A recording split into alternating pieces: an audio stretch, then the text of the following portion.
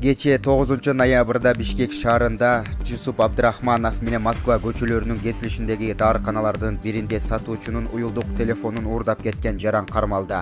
Бул тууралуу Бишкек шаардык ички иштер башкы башкармалыгынын басма сөз кызматынан билдирди. Телефонун уурдаткан сатуучу Свердлов райондук ички иштер бөлүмүнө арыз менен кайрылган. Аталган фактынын негизинде кылмыш жаза кодексинин 164-беренеси уурулук менен кылмыш иши козголгон.